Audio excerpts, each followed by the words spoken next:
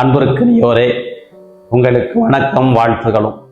இன்று அன்னையாம் திரு அவை தொழிலாளர்களுடைய பாதுகாவலரான புனித யோசேப்பினுடைய திருநாளை கொண்டாடுகிறது. 19ஆம் நூற்றாண்டிலே தொழில் புரட்சி ஏற்பட்ட போது தொழிலாளர்களுடைய உழைப்பு கடுமையாக சுரண்டப்பட்டது.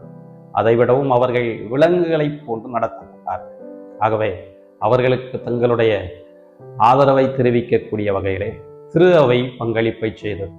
எப்படி என்றால் 1955ஆம் ஆண்டு மே மாதம் 1ஆம் நாள் அப்போது திருத்தந்தையாக இருந்த 12ஆம் பயஸ் தொழிலாளர்களுக்கென ஒரு பாதுகாவலர் இருக்கிறார். அவரிடத்தில் நம்பிக்கையோடு வேண்டுகிற பொழுது அவர் தன்னுடைய உடனிருப்பையும் எல்லா ஆசையையும் தருகிறார் என்றார்.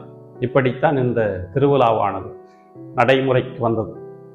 அன்பார்ந்தவர்களை, இந்த திருவிழா நமக்கு 3 முதன்மையான உண்மைகளை உணர்த்துகிறது. ஒன்று, நாம் செய்யக்கூடிய தொழிலை அர்ப்பணிப்போடு செய்ய வேண்டும். மத்தேயு நற்செய்தி 13வது அதிகாரம் 55வது வார்த்தைகளை படிக்கிற பொழுது, இவர் தச்சருடைய மகன் அல்லவா என்று இயேசுவை பற்றி தொழுகை கூடத்தில் இருந்தவர்கள் பேசிக் கொள்வார்கள். அப்படி என்றால் யோசேப்பு தச்சு தொழிலை செய்தார், அதை அர்ப்பணிப்போடு செய்தார். அதன் மூலம் அவர் திருக்குடும்பத்தை பேணி பராமரித்தார். நாமும் கூட நம்மிடத்தில் ஒப்படைக்கப்பட்ட பணிகளை அர்ப்பணிப்போடு செய்ய வேண்டும். ஒரு தூய்மை பணியாளர் இருந்தார். அவர் தன்னிடத்தில் ஒப்படைக்கப்பட்ட பணிகளை மிகவும் அர்ப்பணிப்போடு செய்தார். தெருக்களை சுத்தமாக வைத்திருந்தார். ஒரு சமயம் ஒரு பெரியவர் அவரிடத்தில் கேட்டபொழுது, இவ்வளவு சுத்தமாக இந்த தெருக்களை வைத்திருக்கிறீர்களே, இந்த தொழில் உங்களுக்கு மிகவும் பிடிக்குமா என்று கேட்டபொழுது அவர் சொன்னார், எனக்கு மிகவும் பிடிக்கும். அதை விடவும் கடவுள் இந்த தெருவின் வழியாக வந்தார் என்றால் அவர் மகிழ்ச்சி அடைய வேண்டும், அதற்காகத்தான் இப்படி செய்கிறேன் என்றார். நாம் எந்த தொழிலை செய்தாலும் அதை அர்ப்பணிப்போடு செய்ய வேண்டும். இரண்டாவதாக, யோசேப்பு நமக்காக கடவுளிடத்தில் வல்லமையோடு பரிந்துரைப்பவர். எத்தனையோ புனிதர்கள் யோசேப்பினுடைய பரிந்துரையை உணர்ந்து கொண்டார்கள்.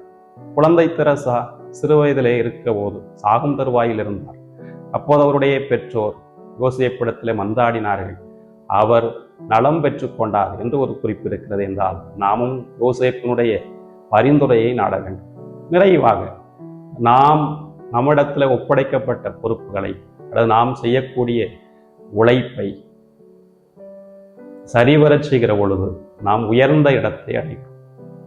என்றால் ஒரு மனிதருடைய உயர்வும் தாழ்வும் அவருடைய உழைப்பிலே தான் இருக்கிறது என்றால் நாம் செய்யக்கூடிய பொறுப்புகளை, வேலைகளை அர்ப்பணிப்போடு செய்வோம். இதை யோசேப்பிடமிருந்து கற்றுக்கொள்வோமா நண்பர்களே?